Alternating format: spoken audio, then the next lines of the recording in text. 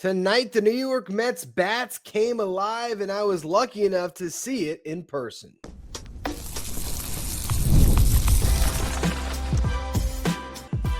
You are Locked On Mets, your daily New York Mets podcast. Part of the Locked On Podcast Network, your team every day.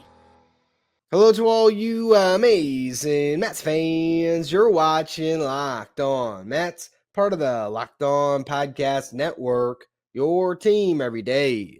I'm your host, Ryan Finkelstein. If you want to find any of my work, follow me on X at FinkelsteinRyan. You can also find some of my writing at justbaseball.com, where I work as the managing editor.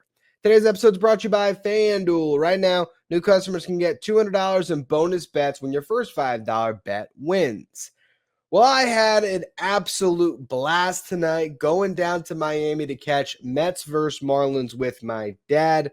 Last year, I believe our first game watched in person together was on June 3rd, my dad's birthday, and it was a good one. It was in Washington, D.C. It was the start of that sweep against the Nationals that led to, went straight from that into the London series, and then we know what the Mets did from that point on.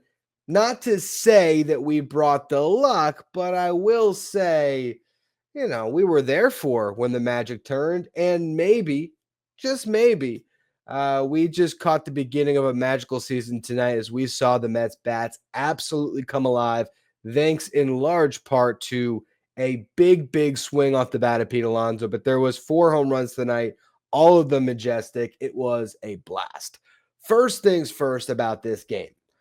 It is palpable when you are in the ballpark every single time Juan Soto steps up to the box. There is a buzz right now with Mets fans around this player that I don't think I've ever quite seen before. Your entire game watching experience is centered around Juan Soto when you're in the ballpark. You're not going up to go to the bathroom or to get a beer or to go to the concession stand to get a hot dog when Juan Soto is due up. Everyone, once Soto's spot in the lineup clears, that's when you get up. And when Soto gets into the box, everybody is on the edge of their seats. It is just a shot in the arm for energy every single time he steps up to the box. And you just have to think that over time, that is going to lead to a lot of positive results. And the first thing today, Soto gets a base hit where he just smokes one that the second baseman just could not handle. I looked after the game and saw the exit velocity was over 105 miles per hour. A lot of balls were hit that hard tonight. The Mets just completely teeing off the Marlins pitching. But they were unable to do anything with Soto in the first. David Peterson gets ambushed by Otto Lopez, who hits an opposite field home run. Then he strikes out. The next 2 batters actually struck out the leadoff guy. So 3 strikeouts in the first inning, but the Mets were in an early hole. They then wasted a leadoff double from Mark Vientos in the second inning. David Peterson in the bottom half walks the first 2 batters. That was the one point in the game where I was getting a little bit nervous. I was like, all right, what do the Mets have in store for us tonight? But Peterson did a great job settling in there. The Marlins gave him a free out on a sac bunt, and then he picked up 2 big strikeouts to strand the runners. And then in the third inning, Starling Marte gets the Mets on the board, absolutely crushes a home run to left field. The left fielder did make a leap for that ball, and from where we were sitting behind home plate looking all the way out to left field, I was a little nervous at first. Funny that there was a near home run robbery a couple innings later that was a lot closer when you go back and actually watch a replay.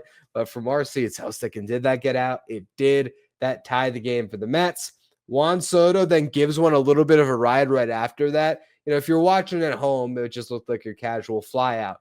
But it was after Marte to see Juan Soto put a charge into one, and then here comes Pete Alonso up, and he gets into a 3-0 count and then hits a bullet up the middle, where you started to understand that this was a pitcher in Cal Quantrill that the Mets really could get to. Nimmo grounds out to end the threat. So you were just hoping, or at least I was just hoping, that before Cal Quantrill got pulled from this game, the Mets were going to hang a crooked number on him. And boy, did they. Fourth inning, Mark Vientos grounds out. Luis Torrens gets a base hit. Brett Baty hits into a double play. So again, you're thinking, another wasted opportunity. Are the Mets ever going to get it going? Bottom of the fourth inning, David Peterson issues a leadoff walk. Nice running catch by Juan Soto, then a base hit, so there's runners at the corners. Again, Peterson makes a big pitch. Huge turning point in the game as Pete Alonso, for one, had to decide, do I come home with it or do I have time to turn two? And he absolutely did. The Mets turned to Pete to Acuna, back to Pete. That was a big play, and that set up everything that we saw in the fifth inning as the dam finally broke. Luisangel Acuna got it started. Well struck ground ball that the third baseman couldn't quite come up with, and ends up, Acuna beats it out easily, at least easily from my vantage point. Jose Siri then doubled him home, and that was a lot of fun to watch Acuna scoring on that play and to watch Siri flying around the bases too. Those guys can fly. Starling Marte got drilled by a pitch. Juan Soto comes up, runners at first and second. And again, that anticipation in the ballpark was real, thinking something big would happen. But Juan Soto did not expand the zone like we saw him expand the zone on opening day. He was patient. They didn't, give him anything to hit. Cal Quantrill wanted nothing to do with Juan Soto. He walks him. All right, well, that just sets up what we have been talking about all off season with Pete Alonso. That hitting behind Juan Soto, he is going to get opportunities. Cal Quantrill had nowhere to put him.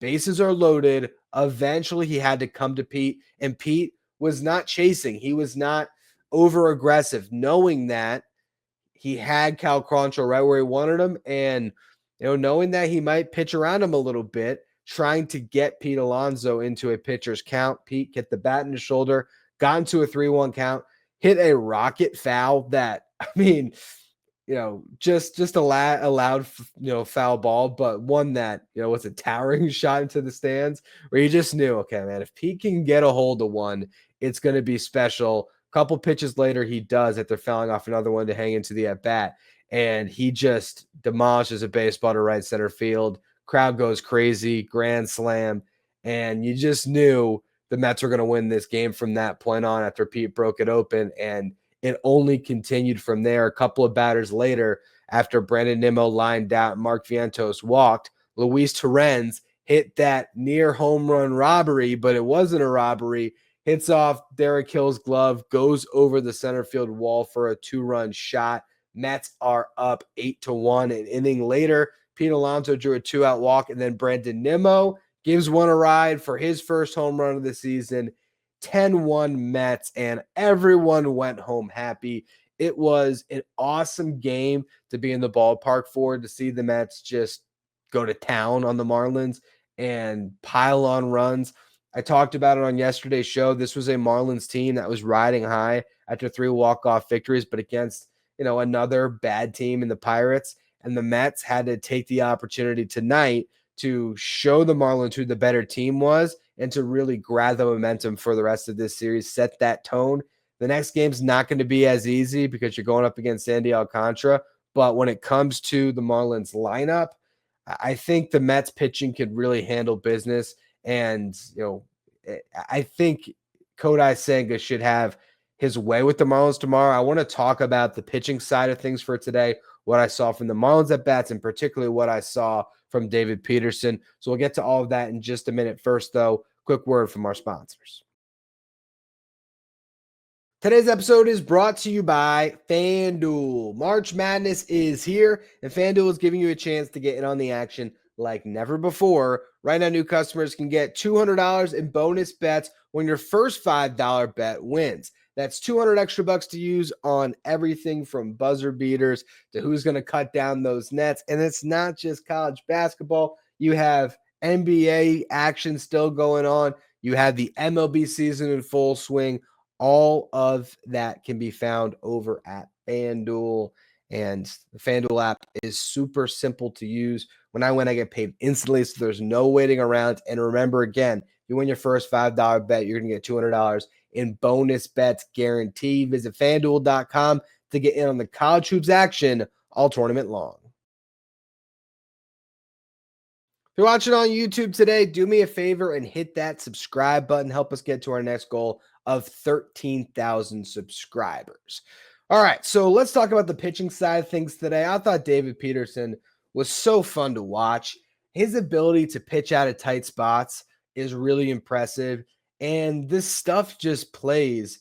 It really is amazing to watch David Peterson finally putting it all together. Last year, obviously, he was excellent, and we're just seeing it carry over. You remember and realize, oh yeah, this was a first round pick, and you see why, because he's 6'6", throwing from the left side, and it's just not an easy at bat for guys. And he has the ability when he pounds the zone, if he's hitting his spots, to really be tough to hit and tough to square up. Yes, he did give up a couple homers in this game, but not a lot of hard hit balls overall. Those were really the two that were well struck. Other than that, it felt like Peterson was in complete command. In the first inning, strikes out the leadoff man, again, gives up that solo shot to Otto Lopez. And what I loved is David Peterson looked pissed when that ball went out. Rightfully so.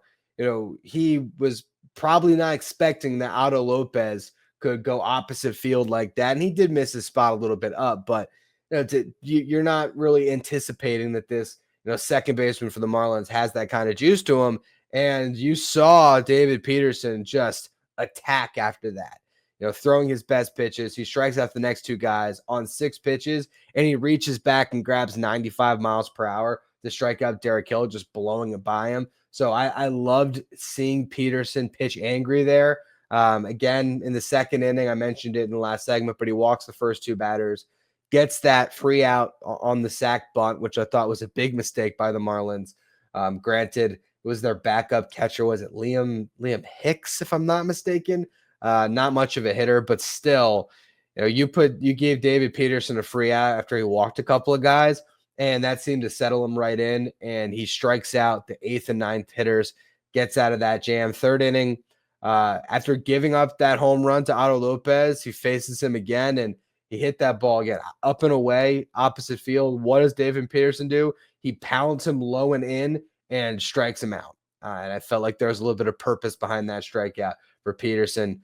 In the 4th inning, again, facing runners in first and third, keeps the ball down, makes his pitch, gets the ground ball, double play to get out of the inning. And then once he got the lead, 5th and the 6th inning, just pounded the zone. And yes, he did give up a leadoff homer in the 6th inning to Eric Wagaman, but I would have been more frustrated if he walked Eric Wagaman with a 10-1 lead in the 6th inning. So, yeah, he got burned a little bit. Who cares? Ultimately, you look at David Peterson's line when it's all said and done, 6 innings pitched, gives up a couple runs on the 5 hits, but it's really the 2 solo homers, walks 3, and strikes out 9. Needs only 89 pitches to get through those 6 innings.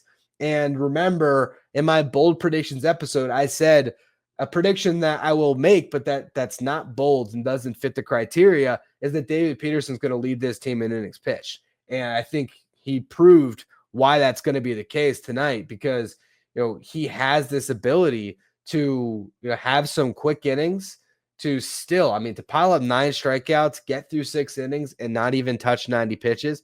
That's really impressive, and it just shows his ability to really have command of a game. I also thought it was really impressive to put up a 0 after sitting in the dugout for half an hour. I don't even know what the time of that half inning was where the Mets piled on 7 runs, but that's tough for a pitcher to sit back. It's great. You're watching your team give you a huge advantage, and you're obviously in position to win the game, but you got to go back out there and put up a 0 to really make it hold. And that's not easy to do when you get cold like that. But Peterson went right back out there, did his thing.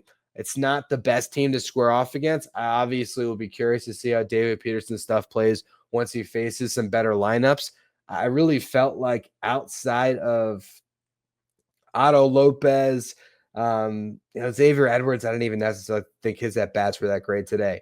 Otto Lopez was like the one bat in that lineup that feared me even a little bit, like a guy that at all even looked like he, could do damage. Granted, Eric Wagaman did, but overall, this Marlins lineup is not good. And I would look back at the runs the Pirates gave up and assume that a lot of it was poor pitching.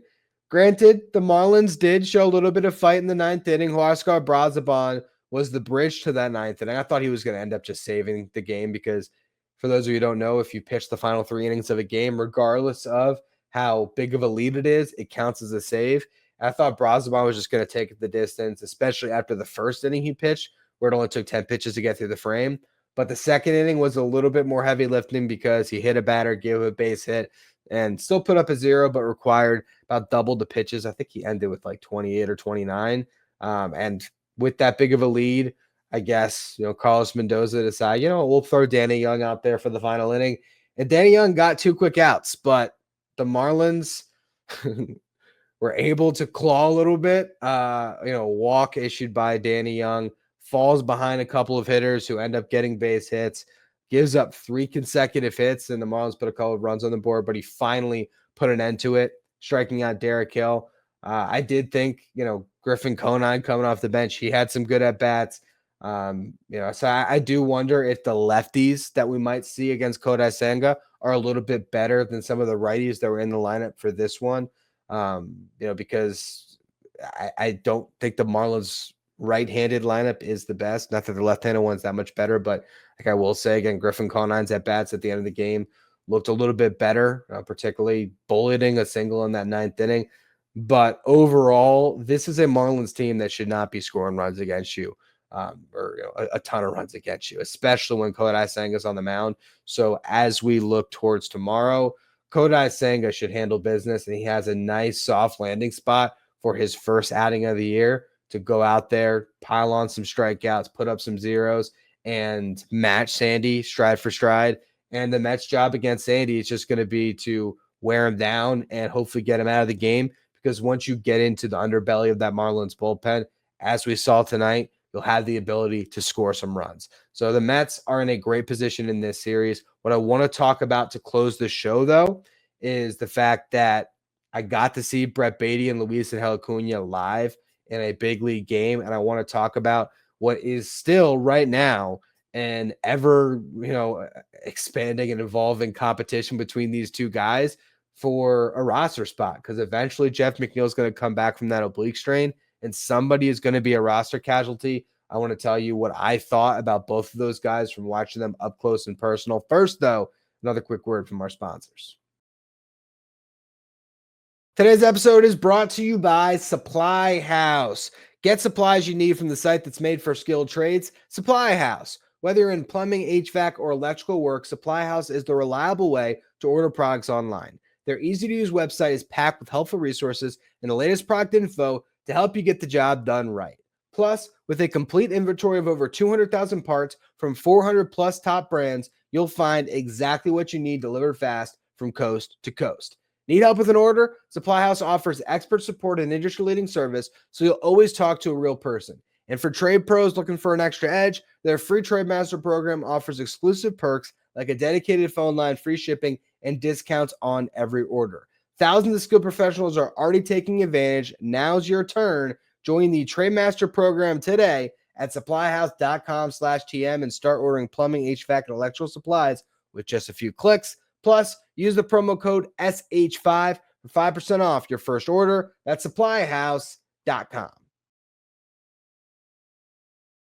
If you're an everyday listener to the show, make sure you become a Locked On Mets Insider. This is our texting service where you get updates from me anytime news breaks in the Mets. You can ask me questions anytime. You can also take part in our Locked On Mets sign photo giveaways. If you want to be a Locked On Mets Insider, find a link in the episode description. Go to subtext.com/LockedOnMets.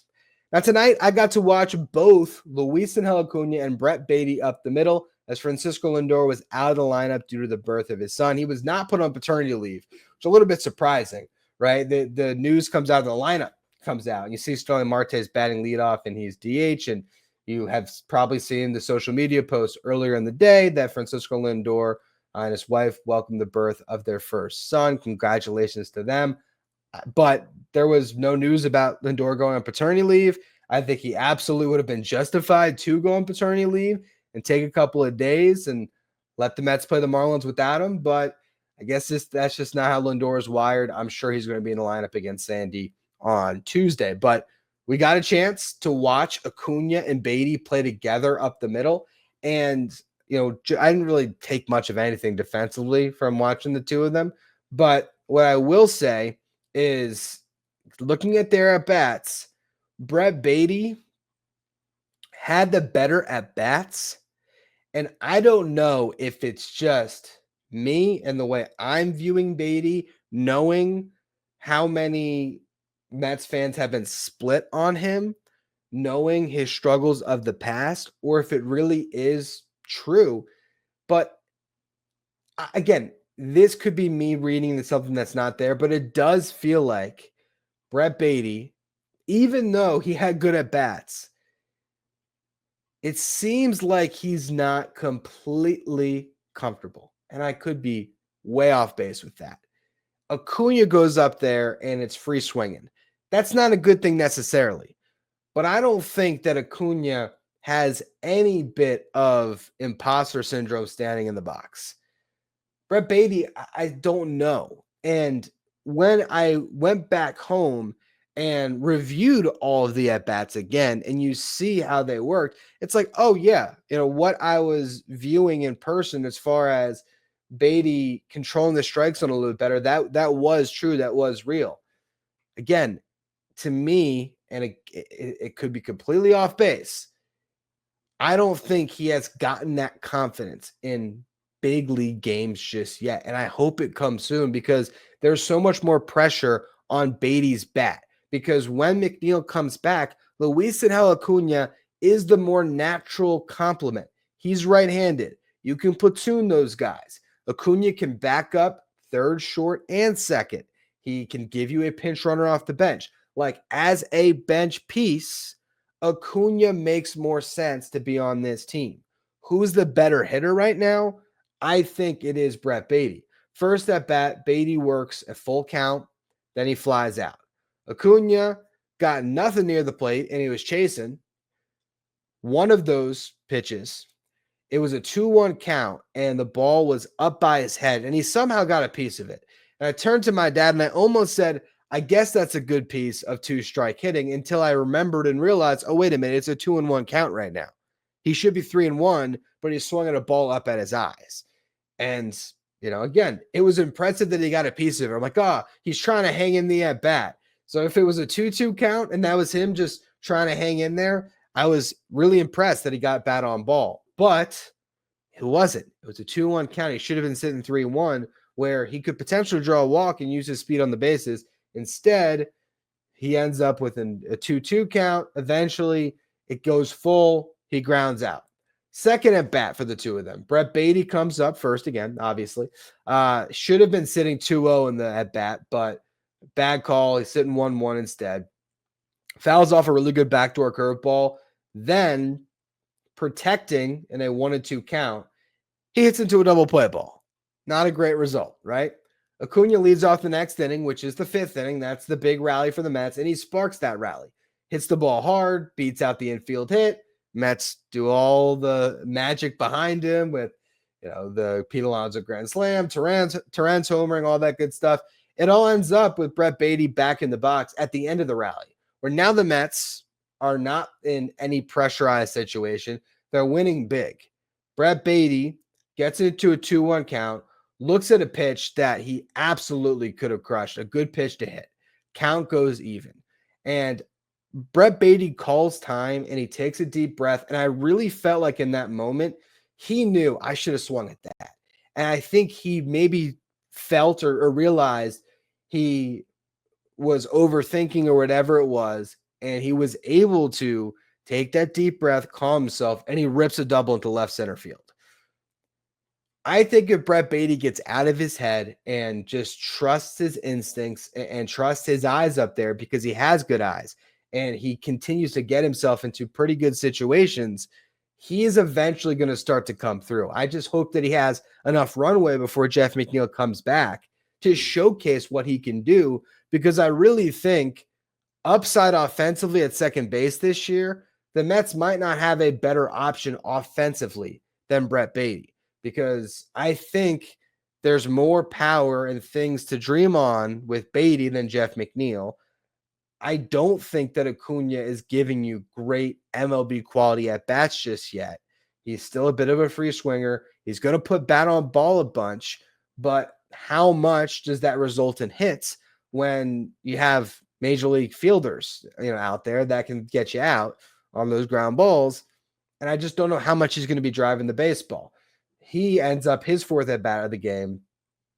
Got a hanging slider and a 2-0 count, rolls it over.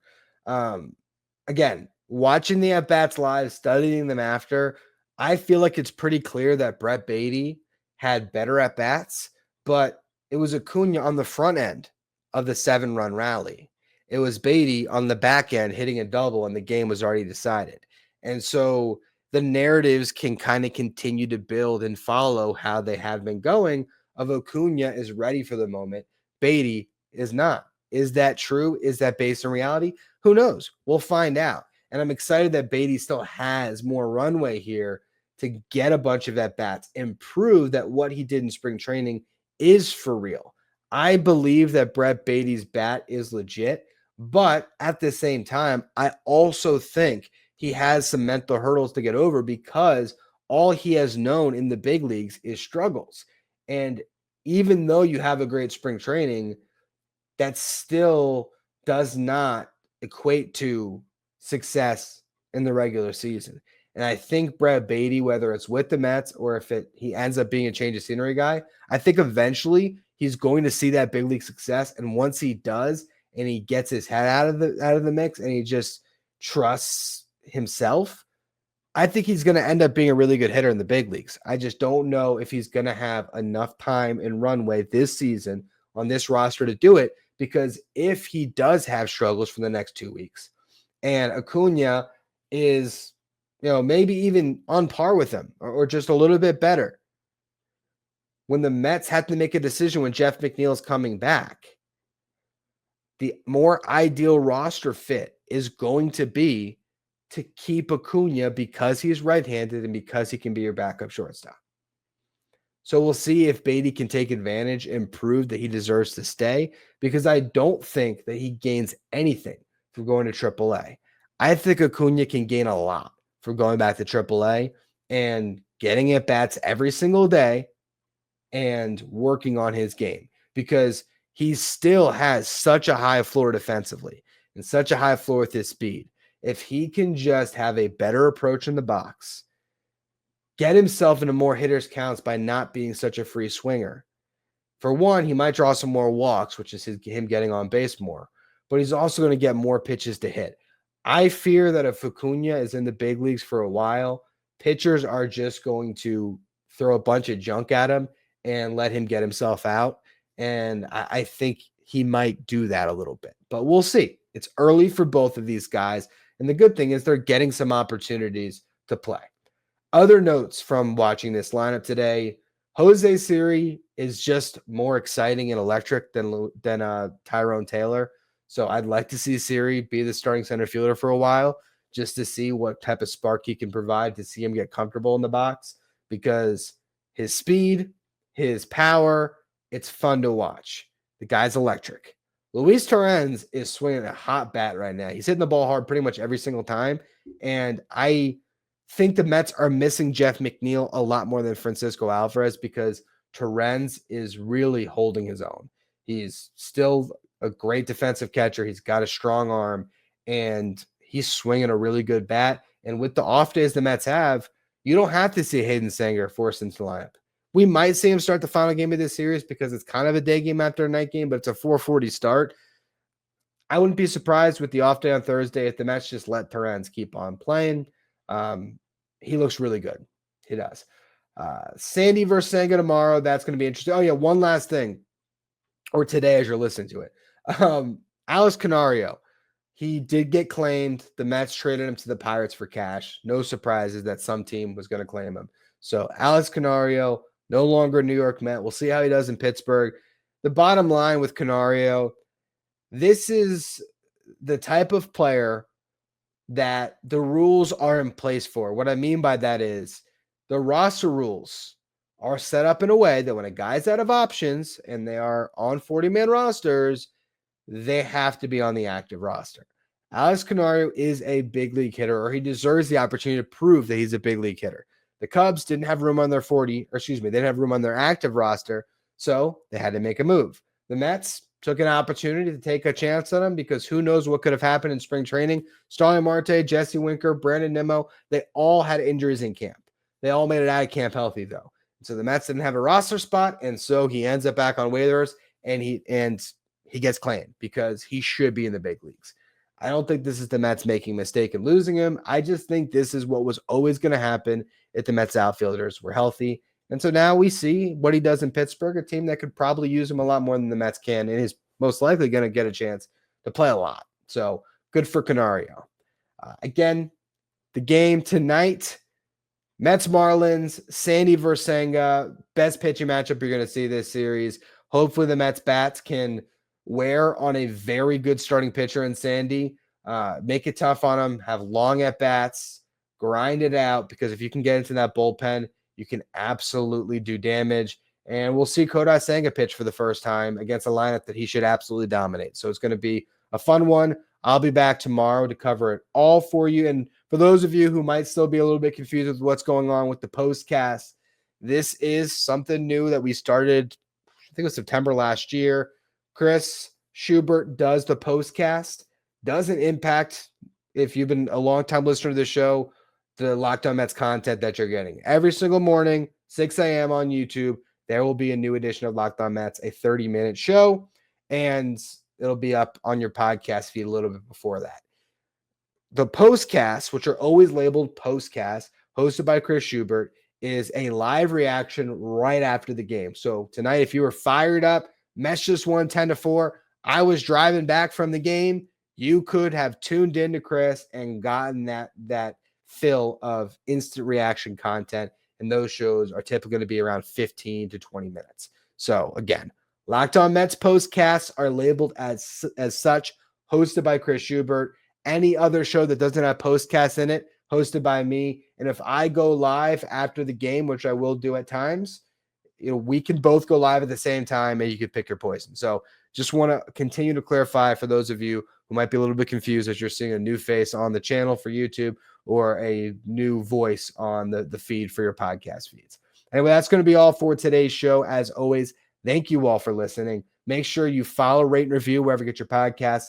Follow me on X at Finkelstein Ryan. Follow the show at Locked On Mets. If you want to be a Locked On Mets insider, find the link in the episode description or go to subtext.com/Locked On Mets. Thank you for making Locked On Mets your first listen or your first watch every day. Now for your second watch, head over to YouTube and check out the first ever 24/7 streaming channel that covers everything world of sports. Talking about Locked On Sports Today with our local hosts from each team, league-wide hosts from each league. Find Locked On Sports Today streaming 24/7 on YouTube.